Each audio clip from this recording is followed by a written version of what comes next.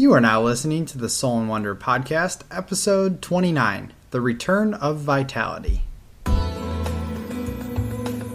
Welcome to the Soul and Wonder Podcast, where the conduits of the body, depths of the mind, and atlas of the soul are explored with devotion. Through cultural exchange, Christopher and Sara and their guests will deliver sacred wisdom from around the globe, uncovering the hidden gems of conscious living and holistic healing, all to empower you on your journey of self-discovery. And now, here are your hosts, Christopher and Sara. Welcome to the Soul and Wonder Podcast, everybody. We are your hosts, Sara and Christopher. It's been a few weeks. Have you missed us? Because we've missed you. I heard a yes. I think you've missed us, too. Well, we're glad to be back. We've had a super busy few weeks, but we are back on board with our podcast, ready to deliver you wonderful, juicy, holistic news and wellness. And this episode's going to be a good one with Laurie Cossar. She's actually the nutrition lead for Tony Robbins' Life Mastery. And this conversation has really inspired me.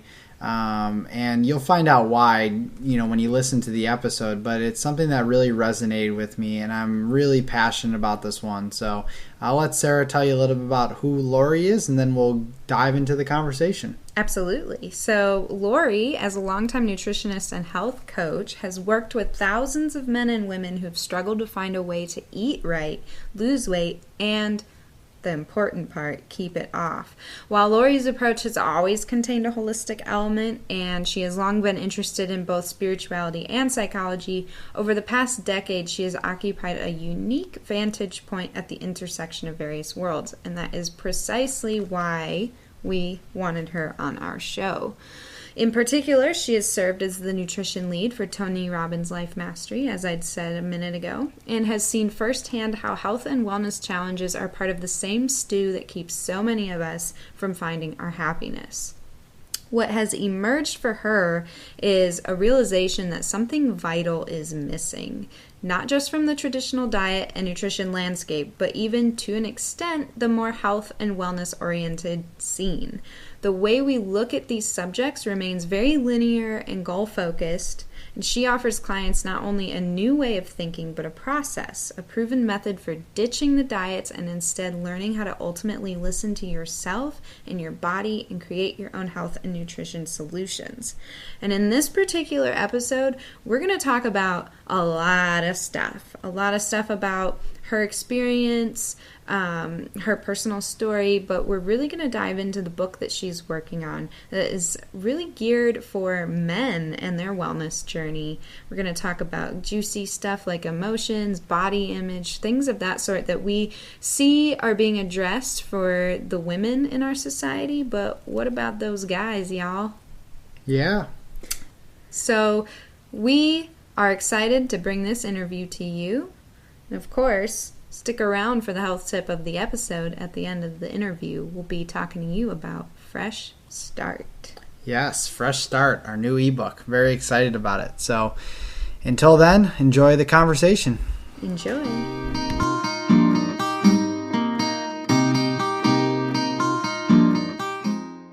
Welcome back, ladies and gentlemen. As always, super excited to have you with us, as well as Laurie Cossar. Thanks for coming on the show, Laurie.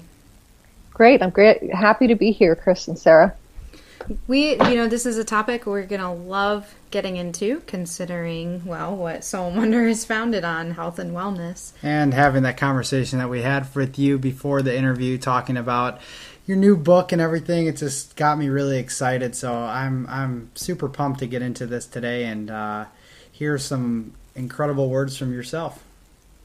Great. Well, I'm glad that was a really awesome first conversation. It's always really so wonderful to connect with other people that have that same sort of path in life, and great to come together and collaborate to share it with the rest of the world. It's like one of those campfire conversations where you could just light a bonfire Right. and talk to the select few around for hours. Absolutely. So, Laurie, why don't you start off a little bit by telling us about your personal story behind getting into the health and wellness realm? Sure. Well, it's a story, I'm sure, not unlike other people that it's not like everyone was sort of born and blessed with the good sense of taking care of themselves in the way that they need to. I think we probably all start out that way when we're born, and life, of course, unfolds in various different ways for various different people.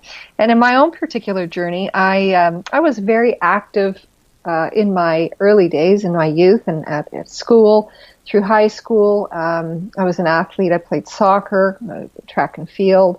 I always loved being active, and my physical health, I think, was always relatively good. But over time, I started to adopt some negative behaviors, and part and parcel due to a lot of stress in my childhood and growing up with a mother that suffered from some mental health issues, and just the variety of things that you encounter and the peer groups you choose. And I started smoking cigarettes and drinking alcohol, and that pretty much curtailed my athletic career. And eventually, as I kind of skated through my 20s without too much difficulty or any kind of repercussions from my behaviors, but as I gravitated towards my later 20s, I started to see an increase in my body weight, and that continued until probably in my very early 30s. I kind of hit a peak at about 190 pounds, and I'm 5'3", so needless to say, carrying considerably more weight than I needed to be. And my biggest concern over it really was about how I looked. And I probably didn't really understand the self-worth piece of that equation at the time, but suffice it to say that, I was really trying to fit into the rest of the world, and my body at 190 pounds wasn't really that, the model of success.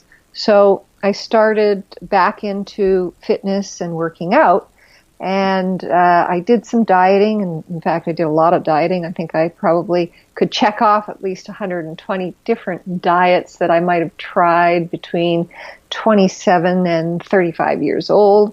And I would get great results, very motivated, and I would be in the gym all the time. And then over a period of time, it just seemed like the old default patterns would sort of slide back in, and I would either end up back at, not always right back to that original weight that really, at my heaviest, but always putting weight back onto the point of really feeling bad about myself. And I just got frustrated over time as to why can't these things stick? Why is it I try so hard and I do great for so long, and then boom, I hit the wall and I fall back, and it just feels like this horrific roller coaster that I can't seem to figure out. So I actually decided around the age of 35 to completely change my career and take on nutrition and fitness as my really sole focus and vocation. And so I trained as a certified personal trainer here in Canada. I did a 3-year diploma in nutrition and really sought to understand on a deeper level why I was having these problems.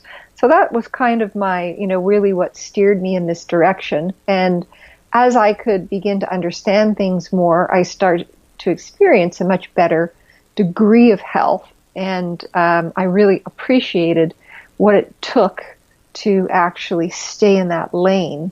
So that was really, kind of what got me started in that space.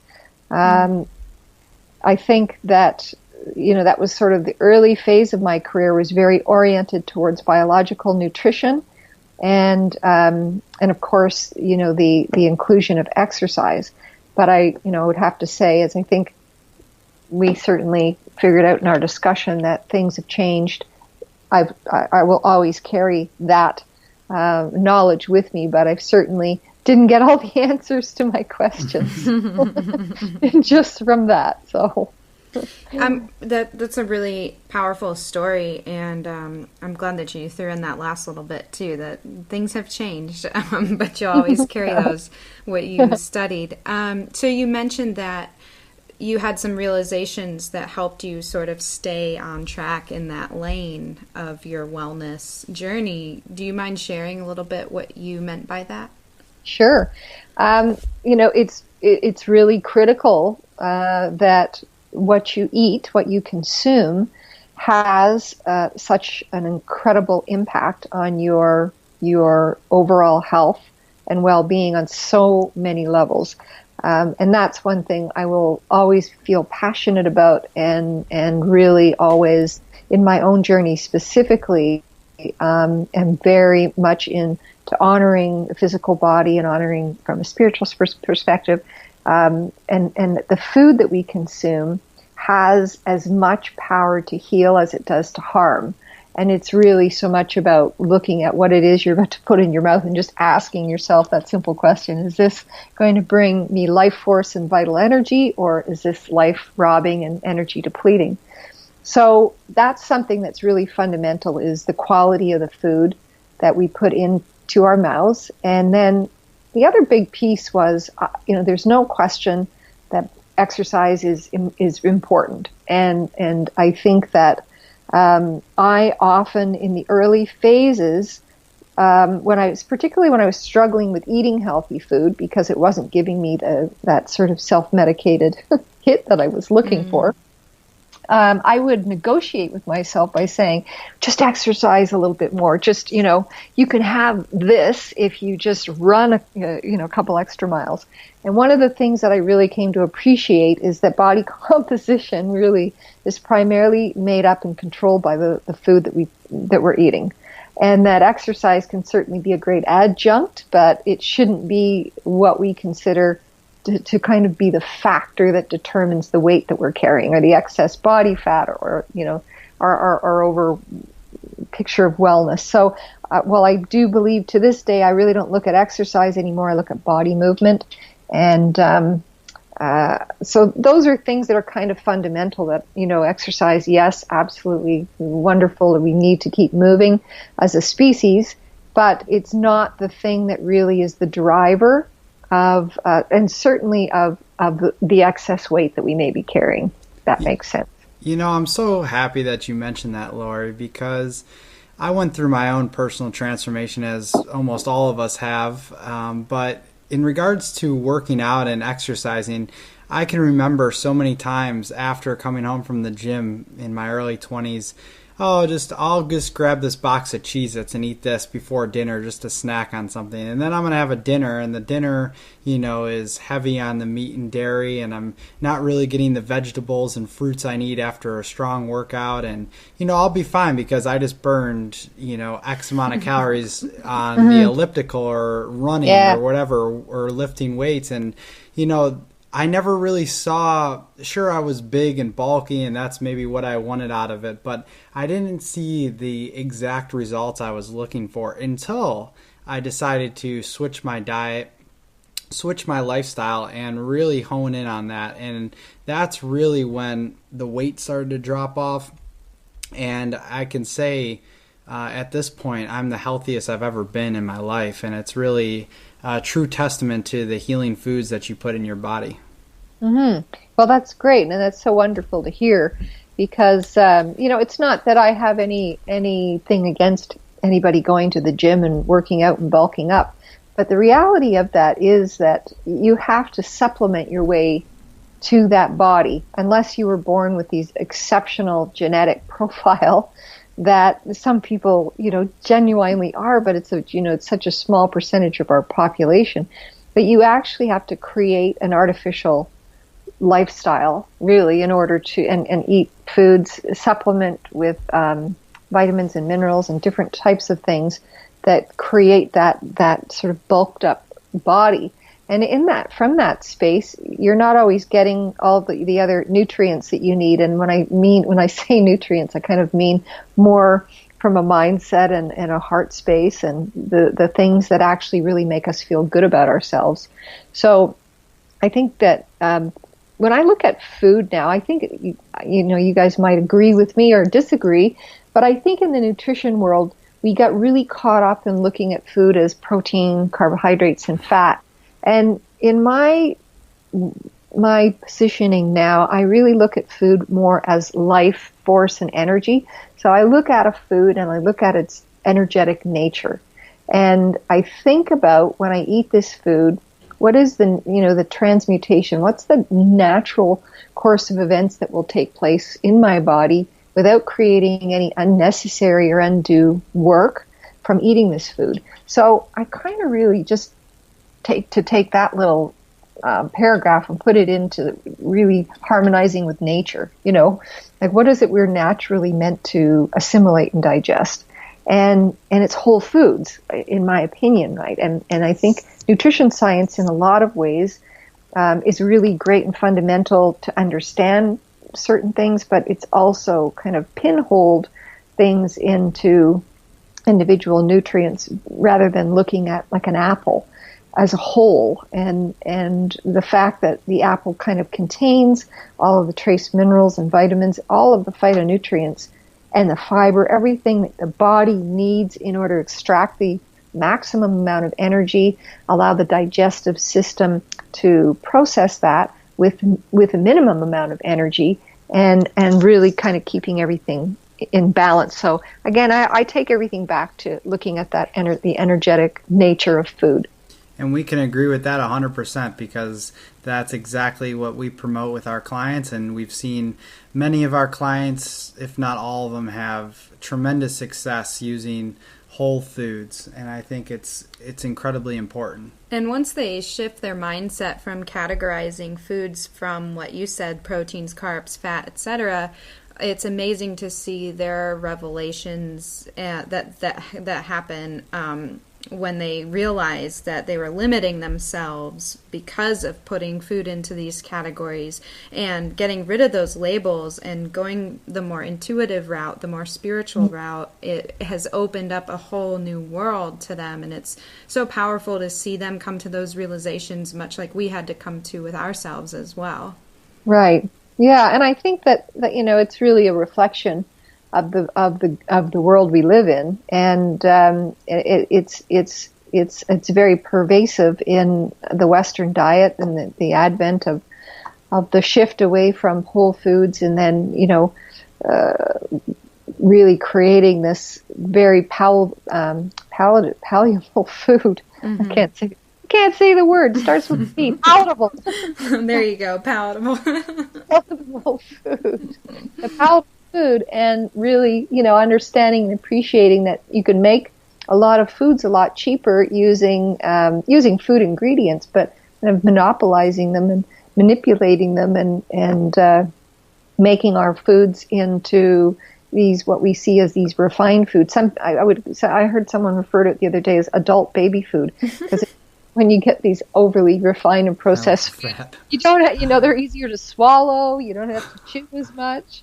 And how can any that be good for you?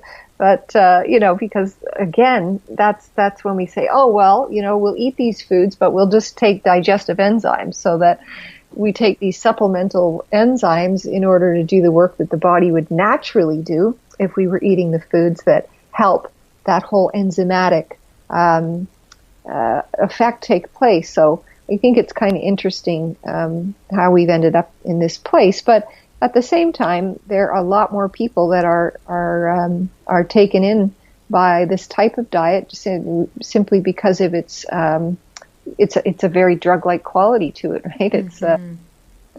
And so then you ask the question, why is it we need the food to be a drug for us? And that's another big question unto itself. Right? It absolutely is, and I, to say it bluntly, our food has been weaponized. It's been really, this processed, chemically enhanced food is designed to keep us sick. It's not designed to get us out of any of the problems that we have. The whole foods is the answer. It's the power in those foods that are going to lift us up and bring us to a place where we can finally heal ourselves from all the damage that we have done from years prior. Mm-hmm. Laurie, I don't know if you've read the book or if any of our listeners have read the book, The Pleasure Trap by Dr. Lyle and Dr. Alan Goldhammer. I have read it. I think it's pretty fascinating. You know, you're talking about like this drug-like effect that it has, and it's very instinctual for us to reach for that pizza that our body still thinks is something we picked off the tree and is supplying us with these macronutrients. It's just an interesting concept, and it's for our listeners who are listening, the pleasure trap is real, and it's also easy. It can be, you can get out of it, is the good news. So I recommend reading that book. Yeah, it's a great book, and you know, and he's also got I can't think of which of the two authors has a really great YouTube. It might be a TED Talk that's on YouTube, and he really kind of takes that book too into one of those 17-minute TED Talks. It's in a wonderful way of really summarizing the core messages. And you know, it's really about the fact that our evolutionary makeup gave us these.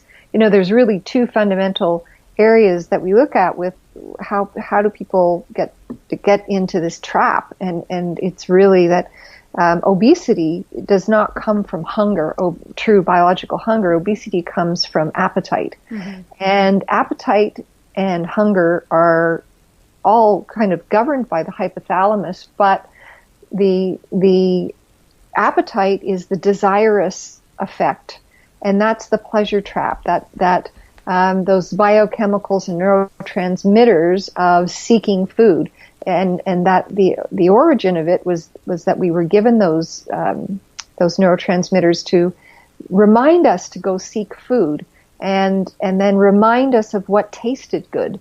You know, if a food tasted pleasurable, then it would set down a neural pathway in the brain to say, remember that and seek that food again. If you picked up something and it was tasting bitter, the brain would say, oh, no, that's not something that you want to remember. You want to remember that doesn't taste good.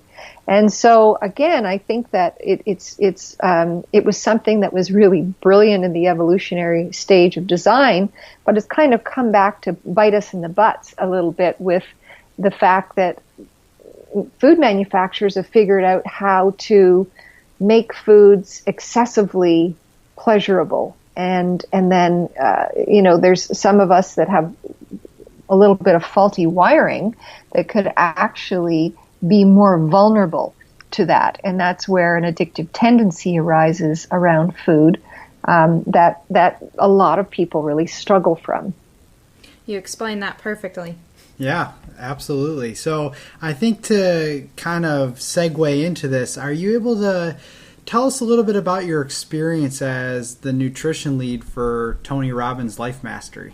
Well, that's again, that's something that came as arose as a part of the new journey that I began to take after I began to study nutrition and really took it on as kind of my life's work, and good health, I guess, really as my life's work, with nutrition being a pretty central part. Tony has Mastery University, which is one of his signature programs, and that embodies it's all the life principles. With the Date with Destiny is the one program, and then Life and Wealth Mastery. And Life Mastery is one of the first programs that I attended, and I was absolutely and wholeheartedly in love with the program from day one. And I went through the program myself as a participant back in 2003, and I immediately saw so many beneficial principles, starting with the juice fast that is a signature part of that Life Mastery program. And I had never encountered anything like fasting before in my life. I could never comprehend before doing that program that I was going to be able to go 5 days without really consuming any whole foods, even though you're getting all of the nutrients that your body possibly needs. What's not being fed is that appetite. And so your head games, and I mean, you guys know this, you've done your own fasting, that it can, I think one of the main principles to me that fasting is really advantageous is to bring up that the mind, what's actually the soundtrack of the mind, and how it goes into that survival mode when the food is removed. So that was something that's been really instrumental. And after doing Life Mastery as a participant, I became a volunteer crew member for the Life Mastery program, and was really privileged and honored to get called back to crew as a volunteer crew member. And so I got to see the program and the content over and over and over again, which really just, it helped with the educational process. But even more so, I got the opportunity to see the thousands of people that have gone through that program,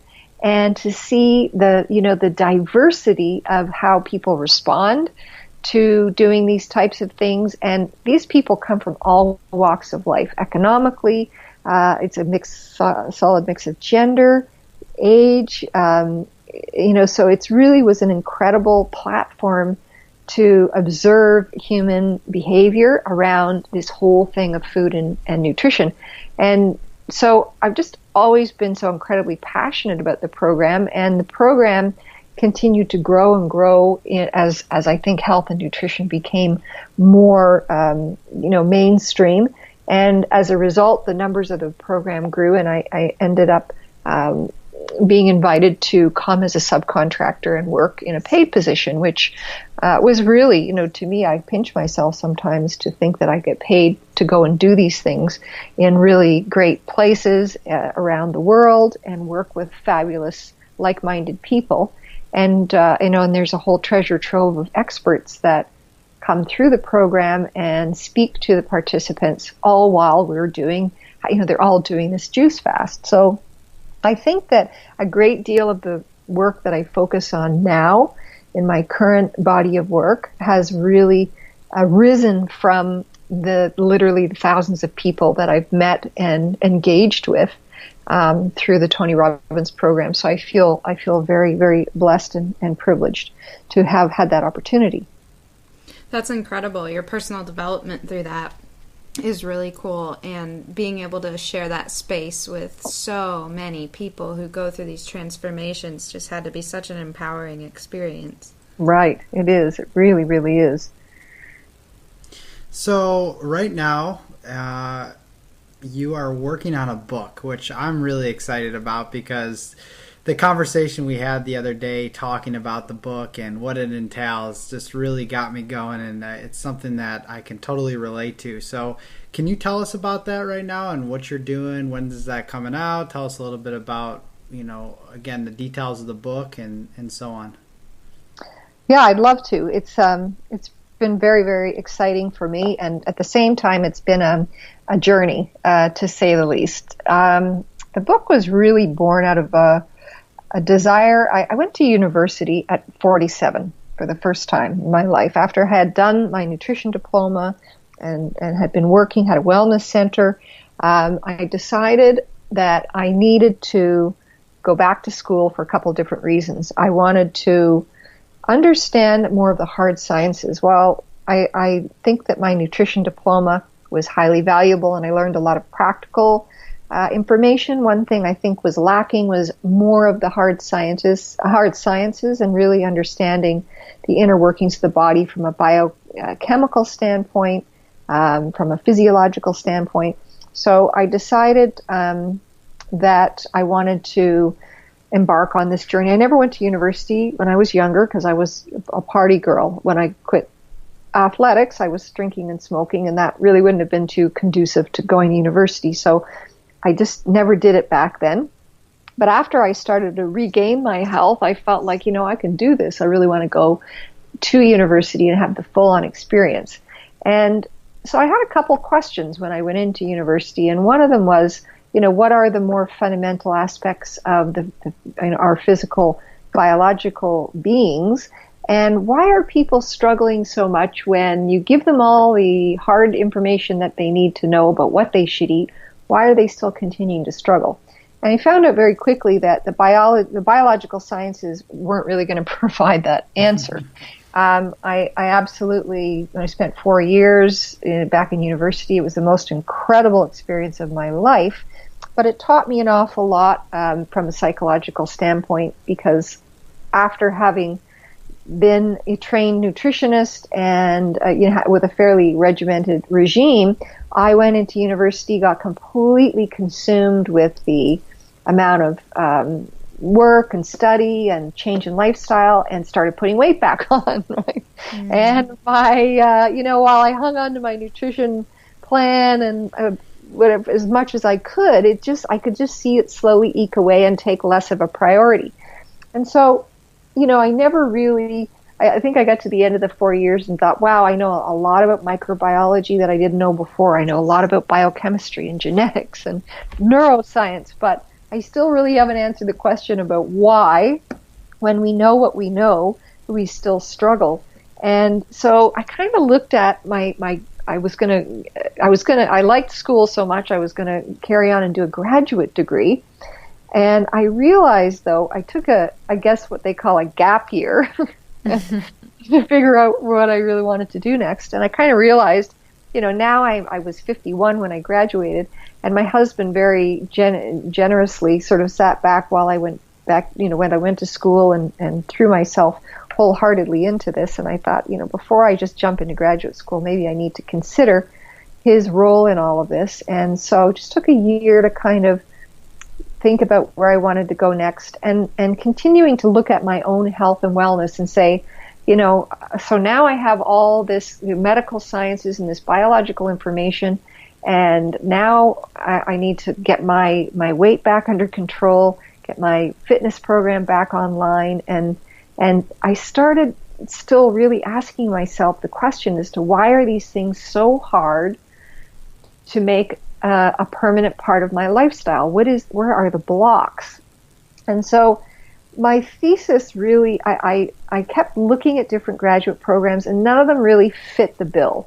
And the other thing I actually had someone say to me, I'd gone back and started working in Life Mastery again, and one of my cohorts said, while you're making all these plans to go back to school, you're not really helping anybody. And, wasn't one of your initial questions was to kind of figure out for people how they could make these changes stick. And, like anything, when anybody asks you one of those potent questions that kind of makes you stop and reflect a little bit, that was really a big question for me. And the fact that, if I went back to school, I'm really not helping anybody. It'll be, another 2 or 3 years before maybe I'm really actually doing anything by gaining more knowledge. And so what happened is I started to form different questions, in that it's great to continue to gather more information and more knowledge.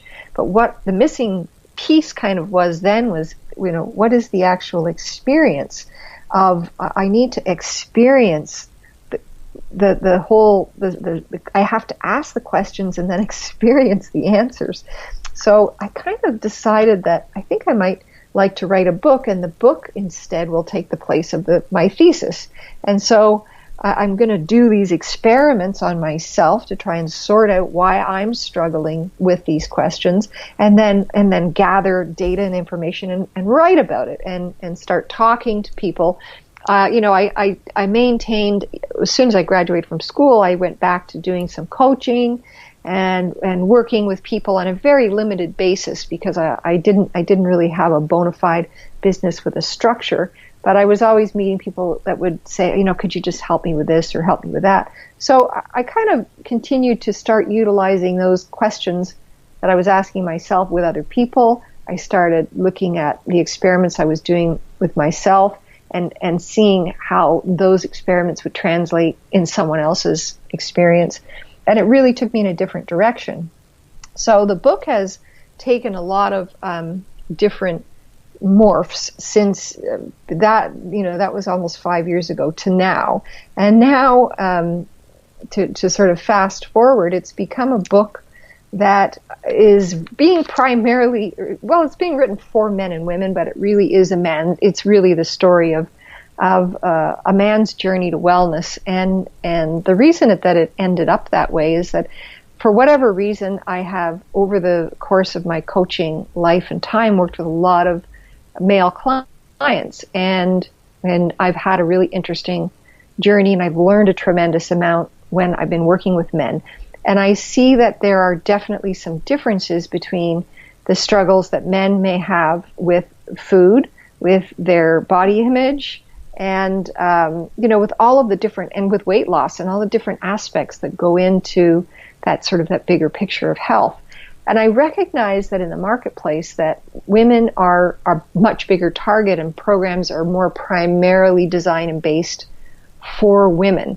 So I just decided that, in sort of developing a bit of a niche, that I was going to focus on a couple of men as my sort of ideal readers, and their journeys and their stories. And it's really turned into a really wonderful, educational, and really heartfelt journey, and become a thesis unto itself as far as where the work is going to take me from here going forward.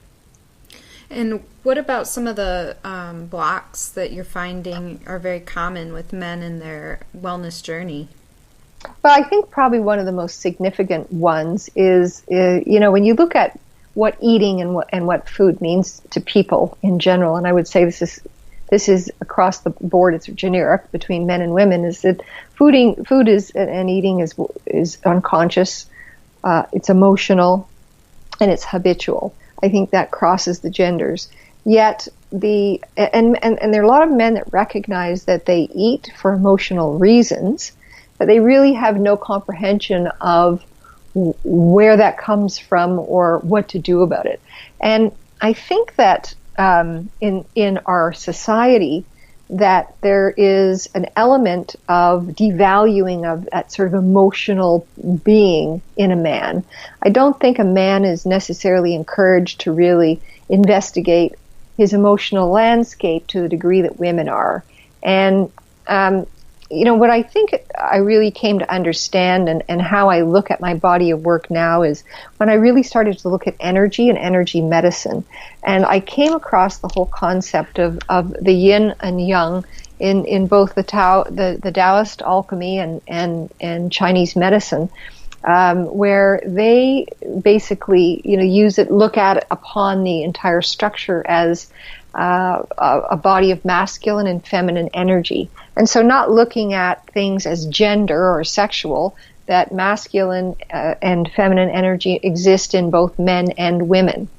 And that it's kind of this interactive dynamic flow that goes on in both a woman and a man. And when one of those energies becomes blocked or is not something that's really cultivated and seen as a value to the whole, the problems begin. And I think in a man particularly, the whole concept of feminine energy is something that they've either never really encountered or understood. And if they have, they may have misinterpreted it as female, as something that is more sexual in orientation, that means they're effeminate. And again, in society, that's something that is not been encouraged. We live in a very patriarchal, masculine, very goal-oriented society. Feminine energy is something that is more nurturing, and it's a darker earth energy.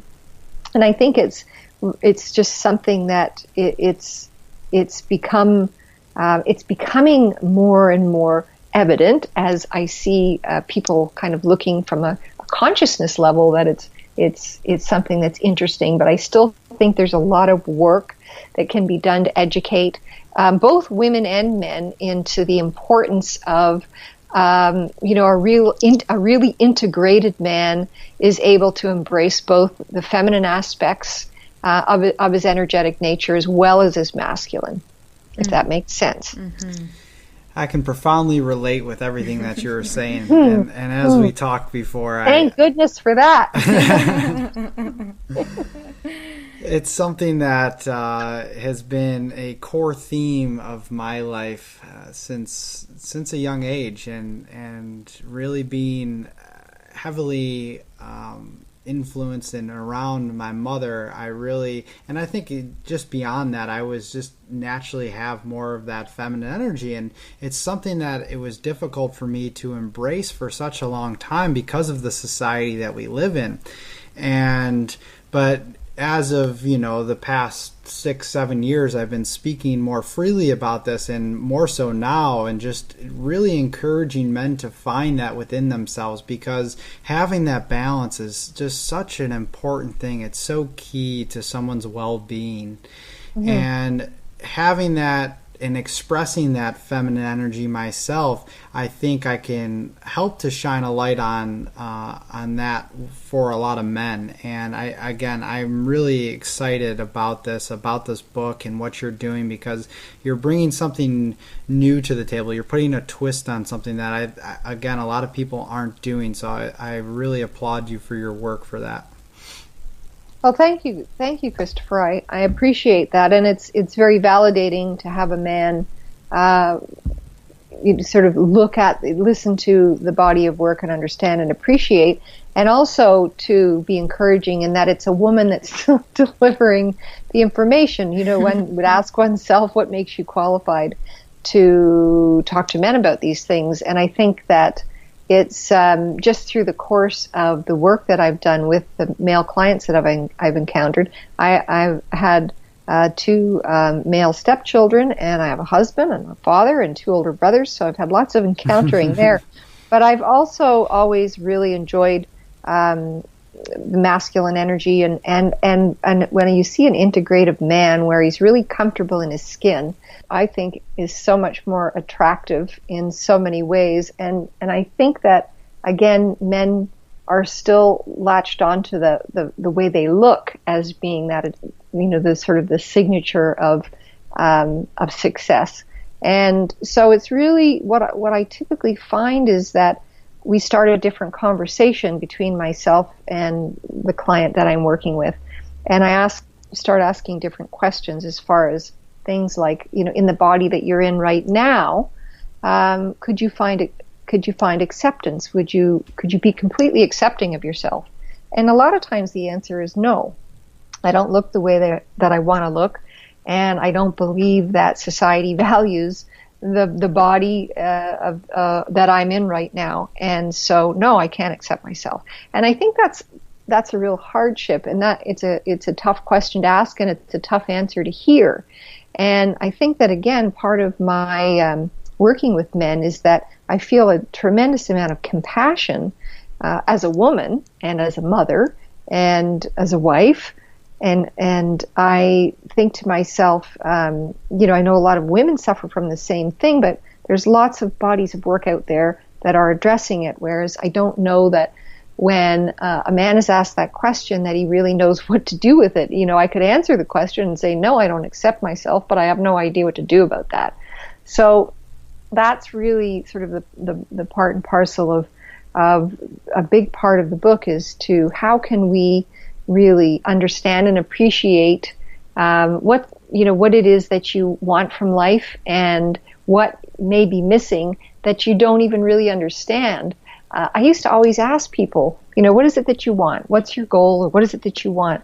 And I recognize that that the work that I'm addressing, they're not really aware of. So it's kind of a hard question for me to start out with people. So I don't really ask anymore. We don't necessarily do goal setting, because I think that it's something that it's a very different, because we're going in that direction that's not, it's non-linear. When you start talking about feminine energy, it's not from point A to point B. It's kind of takes on a more spiral journey, if you will. And it's not so much goal-oriented. It's kind of like, as you become more aware of the things that may be missing in your life, your energy starts changing. Your mindset starts changing. And as a result of those things, you lose weight. You change the way you eat. It's more organic. These things happen maybe more as a result of instead of that being the goal. Does that make sense? Perfectly makes sense. And I'm glad that you worded it that way, because that's, with Chris and I being life coaches and health advisors, we have the same concerns. How can we get people to really stick with what makes them happy and healthy and vibrant and alive? And I like how you worded it that way, that it's not a linear concept. You don't just set a goal and then say, okay, this is my health goal, now let's work towards it. There's so much spiritual and emotional and other factors that play into that, and that's kind of the approach that we like to take with our clients too, is not just looking at their wellness goals in the sense that they perceive it to be as a wellness goal, but let's look at the whole picture. What's going on in your life that's not serving you? What's happening here? Tell me more about that. Digging in a little bit deeper. And it feels really good to hear someone of your expertise to kind of reaffirm that method. Well, and I think that's what people really need right now is they need coaches and mentors and leaders to really understand who they are. And I think that people are really struggling to understand that themselves, and that the best way that you can help them with that is to ask them questions and lean in. And really, it's not about you touting your information and your expertise. It's about you really understanding the person that's sitting in front of you. And health is so much more than the absence of weight. And I know initially, that was sort of my focus. Most of in my very early days of my having a wellness practice, most of my clients were obese, and recognizing that changing what you're eating is really just one thing, and that the reason that it's so difficult to continue to feed yourself well if you don't address the other aspects of your being and your wholeness is that you're not feeling any differently about yourself. You might reach a weight goal, and yet you still feel like crap inside. You still are somehow feeling like society doesn't value you, or you really just as a reflection of you not having any self-value. And people don't really understand how to talk about that question about, what does it mean to not have to feel worthy or to feel like I value myself. People mistake it sometimes for thinking, oh, that sounds selfish or self-centered. And the reality is it's fundamental. And it's a fundamental tool that we need to really be robust and integrated individuals. It's the healthy part of our ego that allows us to kind of manifest the things that we dream about. We need the things that we imagine and the possibilities. They really require that, all of the parts of us to be there and be integrated. They all have a role. And I think when we get linear in our goal setting, it becomes, very single-minded. And thus, when you don't deal with a person as the whole, you're only getting, it's like the Band-Aid versus the cure, if you will. Mm-hmm. Definitely. And I do want to address the body image a little bit, because you had talked about that and touched on that, and I think that there's our concept of health of men especially is quite skewed, and I've really learned this myself over the past few years, because since I adopted the lifestyle, this plant-based lifestyle, I've dropped about 35 pounds. And so I've gotten pretty, I've gotten down to the weight that I should be at, that my body's regulating at. And that wasn't even a goal. And that wasn't even a goal. Like you said, it was a byproduct of you living a more cohesive life. But what has happened since then is I get comments probably every time I see someone I haven't seen in a while, maybe a family member or friend, and they say, wow, you gotten really skinny. Are you okay? Like, are you healthy? Mm-hmm. And it's something I've had to explain over and over and over again. Like, why is, I'm not melting away here. No, you're not malnourished. I'm not malnourished. I'm actually at a very healthy weight, and I feel, like I said before, the best I've ever felt. But this concept of our health, especially in men's body image, is very skewed. Mm-hmm.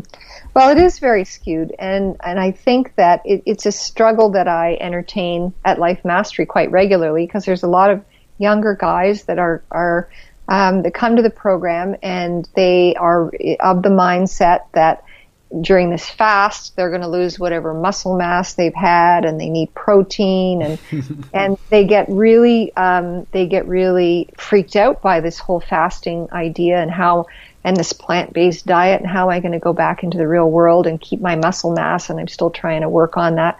And so I really enjoy listening to them and listening to their concerns. And then, again, the conversation, I just ask them, I tell them the story of what I used to see in a lot of bodybuilders. So for a number of years, I was a live blood microscopist. So you take a drop of blood from someone's finger and you put it under a microscope, and you can get a nutritional qualitative snapshot of that person's physiology, the health inside their body.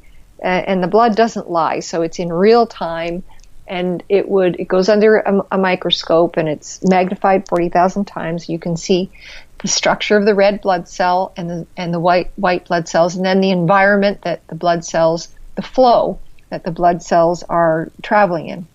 And that was a really interesting time. It changed a lot of paradigms for me about bodybuilding and fitness, and the fact that a person may look really fit, but it doesn't necessarily mean they're healthy. And so I would see the blood of some of these bodybuilders that were in a competitive environment, and their blood would be trashed.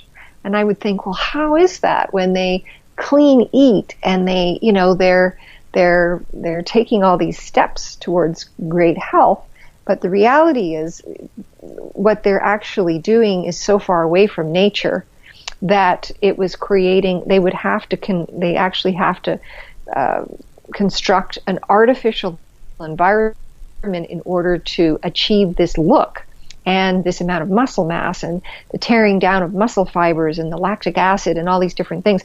And I think that, for the bodybuilders out there that are listening, there's ways that you can go about this and do this in that can be that certainly can be more protective, more on a cellular level with good recovery and cold immersion and these types of things. But for the average person that's trying to achieve this, they don't really appreciate the fact that in nature, that's not really what the man's body looks like. Mm-hmm. So I imagine for you, Christopher, when you just allow your natural weight to arise by eating well and taking care of yourself, it's a different look than what society has deemed as that successful and valuable model. You look at the underwear commercials, and these guys are all, they're buff and they've got the six pack and that type of thing, but it takes a fairly artificial circumstance in order to keep that up. And I think that, again, unless you've been royally blessed with genes that help that become more natural, that's not a realistic look that people are struggling to achieve. I can agree with you 100%. Well, and it's so interesting because Chris was big in the sense he was going to the gym a lot, and he was just bulky like we'd mentioned before, and now he's leaned out completely. You see muscle definition, but he's lean and he is skinny compared to what he was before. But people have this misconception that because he lost the muscle mass that he no longer wished to carry around with him, and because he lost the extra, pudge that, he didn't mind before, like, they think that he's sick. They think that something's wrong. They think that, I'm starving him because there comes that woman in the kitchen thing, and it's, it's like, I'm far from being starved, I'll tell you that. Yeah. We're on this journey together, and nobody said a word when I lost 18 pounds. But I know that in the past, if I were to gain weight, you better bet someone would be pointing that out very quickly. Yeah. So it's interesting how our perceptions are with both men and women, and I see him battle with that more than I ever did because of what people are saying to him every time they see him. And it's like what you said, you're so close to this because you're a wife, you're a mother, you're compassionate, like towards men that are dealing with this, and I'm starting to feel that same way every single time I hear someone say, "Oh man, you're skinny, are you okay?" It's like this little wedge, it gets inside of me, and I'm like, get protective. But yeah. Well, and I think it's an appreciation, and it comes back, I think, to the acceptance piece. And I had a conversation with a client the other day, asked him the question about, he struggled with his weight for most of his life, stemming right back to when he was 6 or 7 years old. And when I asked him, about the acceptance piece, could you accept yourself as you are right now in your physical body? And he said, no, absolutely not. And he said, that really upsets me to say that, but it's the truth.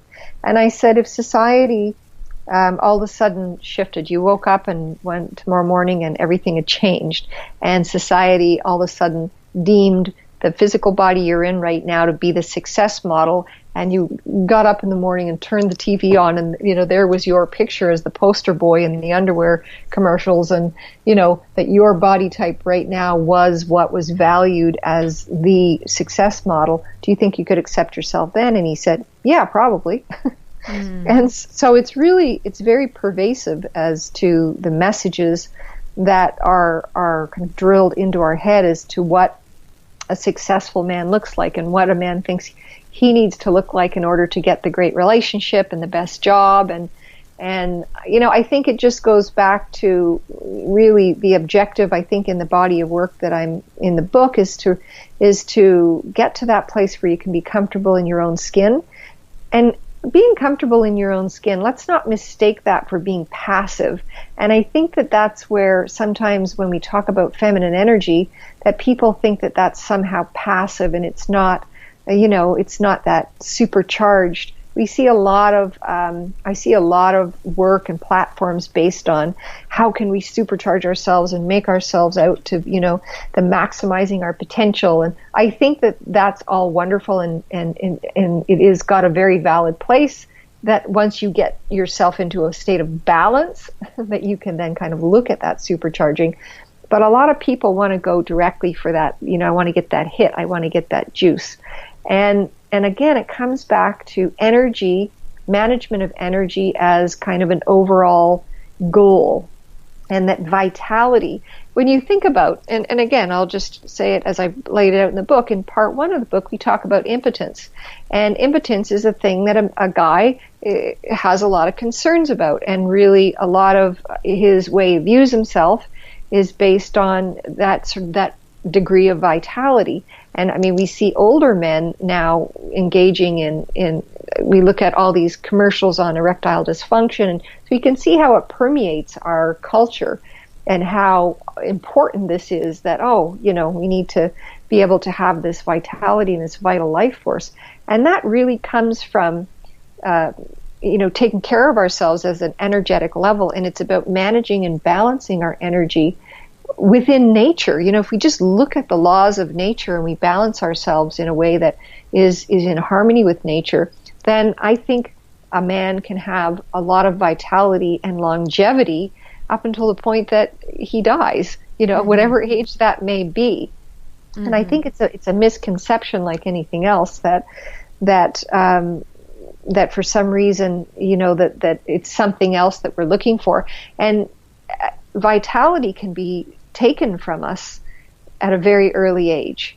And that comes from childhood upbringing. If there's emotional trauma, if there are those messages that are implanted in a young boy's mind that they are not enough as they are, don't cry. So, don't be a crybaby, don't be a pussy, don't act like a girl.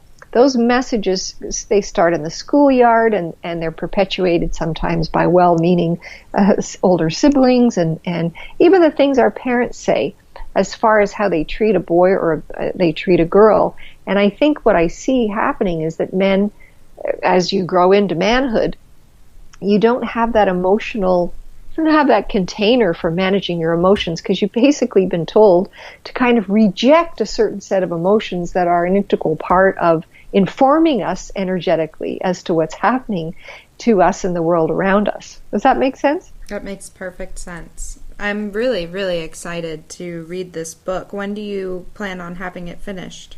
Well, I'm right now. I've been doing rewrites on the outlines and just kind of really ensuring that I get that I bring it right to that stage of integration, because that piece is so important to me, that this isn't just something that's another piece of knowledge for someone to read, that there's some really bona fide steps and protocols they can take to kind of embody the work. So I would say right now that I'm going to be looking at American Thanksgiving as a release date. So it'll be printed and on the shelves or in Amazon, either really late November, but definitely at the outside early December. Well, we'll definitely be buying a copy. Absolutely, and recommending it. Yeah. In the meantime, I'm gonna start dripping some content from it and sharing it very lovingly and openingly on my website and my blog. And so, any of your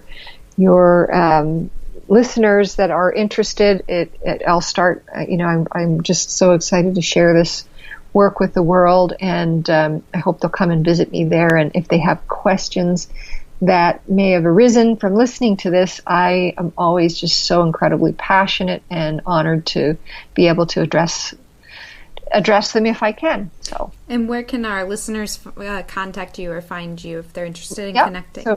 So my website is www.lauriecossar.com.